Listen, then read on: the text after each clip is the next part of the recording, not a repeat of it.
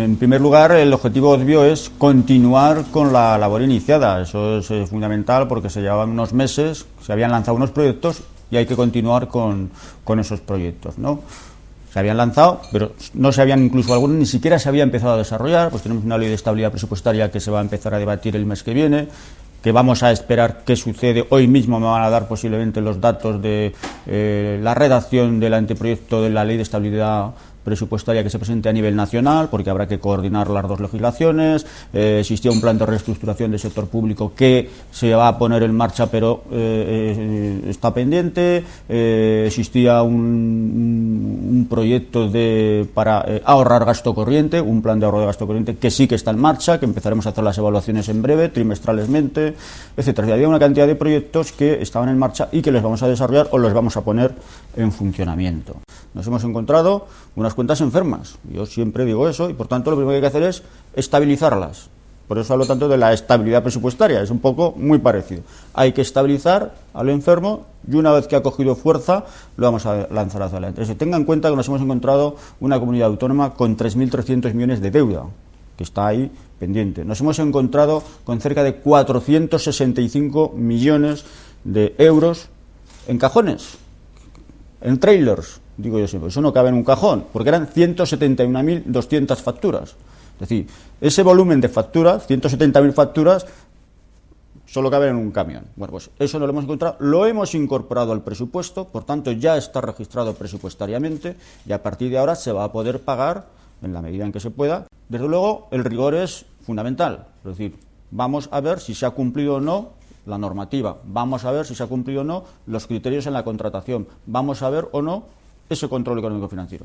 Eso es inherente, o sea, yo no me lo puedo quitar y por tanto en el desempeño de mi función ahora como órgano controlado que voy a ser, pero voy a intentar desarrollar mi función con esos criterios de transparencia, de rigor, de cumplimiento normativo. Nosotros tenemos una previsión, porque así se nos asigna, del 1,3 en el año 2012 de estabilidad presupuestaria, el déficit, vale, el 1,3.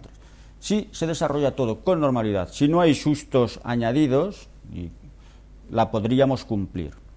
A sustos añadidos, pues que haya una rebaja espectacular de ingresos, que pues ahora, por ejemplo, el Fondo Monetario Internacional ha dado unas previsiones de la economía realmente malas, habrá una contracción del 1,5, no se ponen de acuerdo si es el 1,5 o el 1,7 entre el Banco de España, el Fondo Monetario y las instituciones europeas. Bueno, eso empeora la posible previsión de recaudación. No obstante, nosotros ya en previsión de esa situación habíamos realizado una previsión muy prudente de los ingresos. Es decir, cuando uno presupuesta, primero tiene que calcular qué es lo que va a ingresar para saber qué puede gastar. Y nosotros en la previsión de ingresos habíamos escenificado, habíamos hecho un cálculo descontando incluso un 4% de los ingresos previsibles, es decir, pensando que el escenario iba a ser incluso peor del que se nos había anunciado, por si acaso. Por tanto, yo pienso que podríamos, si no se agrava la situación, cumplir el escenario. Yo no me atrevo a decir si son penales, son administrativas o son políticas. No me compete a mí. Lo que sí que tengo claro es que un gestor público tiene que tener responsabilidades. ¿Por qué? Pues porque un padre de familia las tiene en la gestión de su patrimonio particular, lo establece así el Código Civil. ¿Por qué? Porque en materia mercantil un gestor de una sociedad tiene responsabilidades por cómo gestiona los capitales societarios. Sin duda, porque un político que está gestionando dineros públicos de todos los ciudadanos, si hace, una cosa es que haya un mal resultado, por el que sea, pero si hace una dejación de funciones y hace despilfarro en el verdadero sentido de ello, ¿por qué no va a tener una responsabilidad? Yo creo que la debe tener, ya veremos cuál, pero la debe tener. Yo creo en el estado de bienestar, yo creo que el estado de bienestar es sostenible, pero necesita una revisión en cuanto a que debe ser vigilado el gasto que se realiza. Solamente se trata de eficiencia. Yo creo que es una cuestión de eficiencia. Por supuesto, 5 millones, que los roza, parece ser, el dato que van a decir mañana, pues es un dato demoledor para España, o sea, porque España tiene, es decir, la media europea es el 10% de paro. Es decir, cuando en Europa están hablando de paro y se escandalizan, hablan del 10%. Es que nosotros tenemos un 23%. De paro y juvenil es una barbaridad, ¿no? Un 40 y tantos % de paro. Por tanto, ¿qué quiere eso decir? Que en España se han hecho muy mal las cosas, porque la crisis es la misma.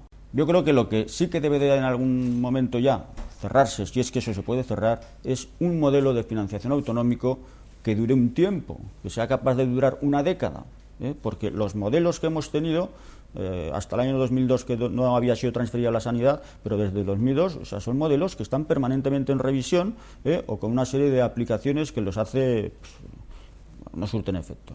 Por tanto, yo sí que creo que hay que modificar, hay que crear un modelo de financiación que sirva, pero ¿eso implica que cada una de las comunidades autónomas ha de ir a pedir aquel modelo que más le beneficie a él, a esa comunidad autónoma? No, yo creo que, mire usted, no podemos olvidar del principio de solidaridad.